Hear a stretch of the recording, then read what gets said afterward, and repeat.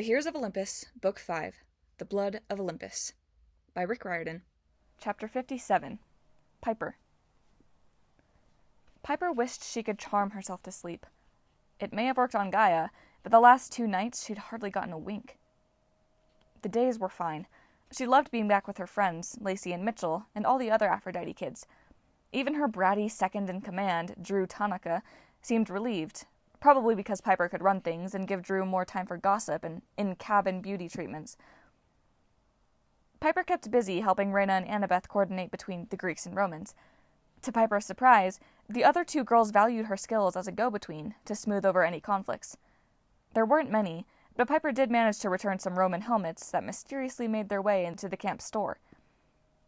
She also kept a fight from breaking out between the children of Mars and the children of Ares over the best way to kill a Hydra. On the morning the Romans were scheduled to leave, Piper was sitting on the pier at the canoe lake, trying to placate the naiads.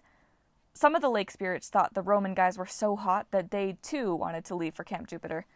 They were demanding a giant portable fish tank for the journey west. Piper had just concluded negotiations when Reyna found her. The praetor sat next to her on the dock. "Hard work?" Piper blew a strand of hair out of her eyes. "Naiads can be challenging. I think we have a deal. If they still want to go at the end of the summer, we'll work out the details then. But naiads, tend to forget things in about 5 seconds. Reyna traced her fingertips across the water. "Sometimes I wish I could forget things that quickly." Piper studied the praetor's face.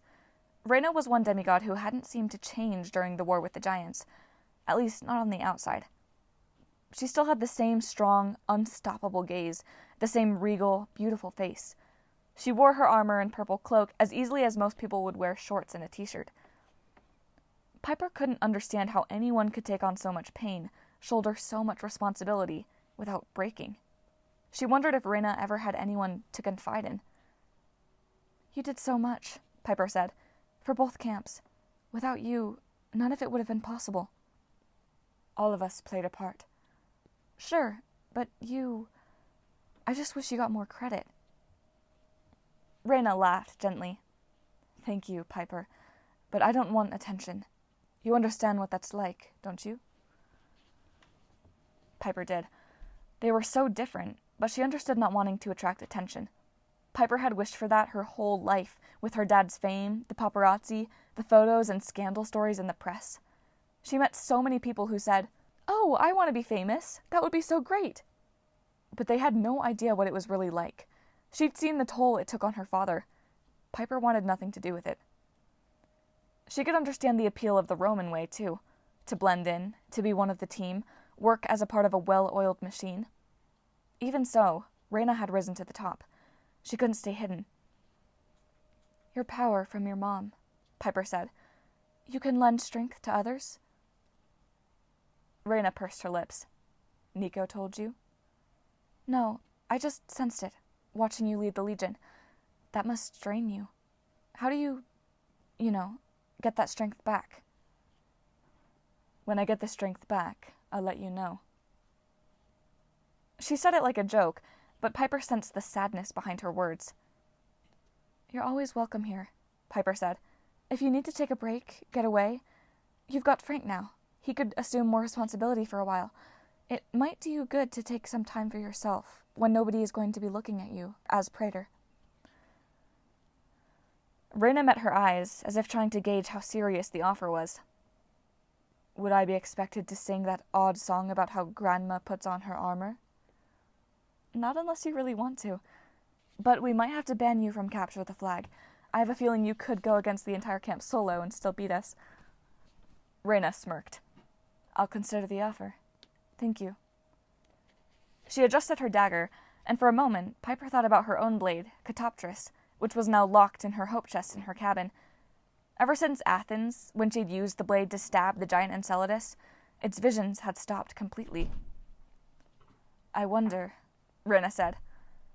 "You're a child of Venus. Aphrodite. Perhaps you could explain something your mother said." "I'm honored. I'll try, but I have to warn you, my mom doesn't make sense to me a lot of the time." "Once in Charleston, Venus told me something. She said, "You will not find love where you wish or where you hope. No demigod shall heal your heart." I have struggled with that for... Her words broke. Piper had a strong urge to find her mother and punch her. She hated how Aphrodite could mess up someone's life with just a short conversation. "Reyna," she said, "I don't know what she meant, but I do know this. You are an incredible person.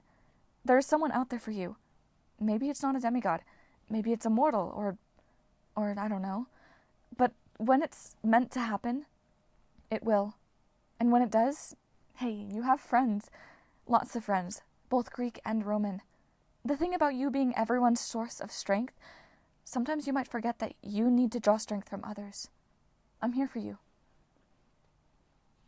Reyna stared across the lake. "Piper McLean, you have a way with words." "I'm not charm speaking, I promise." "No charm speak required." Reyna offered her hand. "I have a feeling we'll see each other again." They shook, and after Reyna left, Piper knew that Reyna was right. They would meet again, because Reyna was no longer a rival, no longer a stranger or a potential enemy. She was a friend. She was family. That night, the camp felt empty without the Romans. Piper already missed Hazel. She missed the creaking timbers of the Argo too, and the constellations her lamp used to make against the ceiling of her cabin aboard the ship. Lying in her bunk in cabin 10, she felt so restless she knew she wouldn't be able to doze off. She kept thinking about Leo. Again and again she replayed what had happened in the fight against Gaia, trying to figure out how she could have failed Leo so badly. Around 2 a.m, she gave up trying to sleep. She sat up in bed and gazed out the window. Moonlight turned the woods silver.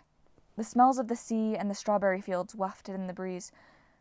She couldn't believe that just a few days ago, the Earth Mother had awoken and almost destroyed everything Piper held dear. Tonight seemed so peaceful, so normal. Tap, tap, tap. Piper nearly hit the top of her bunk. Jason was standing outside the window, rapping on the frame. He grinned. "Come on." "What are you doing here?" she whispered. "It's after curfew. The patrol harpies will shred you." "Just come on." Her heart racing, she took his hand and climbed out the window. He led her to cabin 1 and took her inside, where the huge statue of hippie Zeus glowered in the dim light. Jason, what exactly—" "Check it out." He showed her one of the marble columns that ringed the circular chamber. On the back, almost hidden against the wall, iron rungs led upward. A ladder. "Can't believe I didn't notice this sooner. Wait till you see." He began to climb. Piper wasn't sure why she felt so nervous, but her hands were shaking. She followed him up. At the top, Jason pushed open a small trap door. They emerged on the side of the domed roof on a flat ledge facing north. The whole of Long Island Sound spread out to the horizon. They were so far up, and at such an angle, that nobody below could possibly see them. The patrol harpies never flew this high. "Look."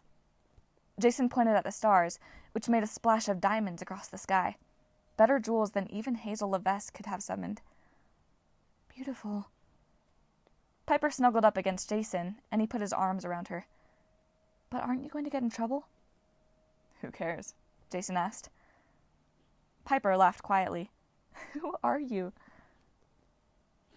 He turned, his glasses pale bronze in the starlight. "Jason Grace. Pleased to meet you." He kissed her, and... Okay, they had kissed before. But this was different. Piper felt like a toaster. All her coils heated to red hot. Any more warmth, and she'd start smelling like burned toast. Jason pulled away long enough to look in her eyes. "That night at the wilderness school, our first kiss under the stars." "The memory," Piper said. "The one that never happened." "Well, now it's real." He made the ward against evil symbol, the same one he'd used to dispel his mother's ghost, and pushed at the sky. "From this point on, we're writing out our own story, with a fresh start. And we just had our first kiss." "I'm afraid to tell you this after just one kiss," Piper said. "But gods of Olympus, I love you." "Love you too, Pipes." She didn't want to ruin the moment, but she couldn't stop thinking of Leo, and how he would never have a fresh start. Jason must have sensed her feelings. "Hey," he said. "Leo is okay." "How can you believe that? He didn't get the cure. Nico said he died." "You once woke up a dragon with just your voice," Jason reminded her. "You believed the dragon should be alive, right?" "Yes, but..." "We have to believe in Leo. There's no way he would die so easily. He's a tough guy." "Right." Piper tried to steady her heart. "So we believe. Leo has to be alive."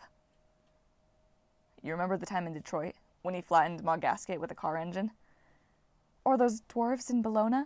Leo took them down with a homemade smoke grenade made from toothpaste." "Commander Toolbelt," Jason said. "Bad boy supreme," Piper said. "Chef Leo, the tofu taco expert." They laughed and told stories about Leo Valdez, their best friend. They stayed on the roof until dawn rose, and Piper started to believe they could have a fresh start.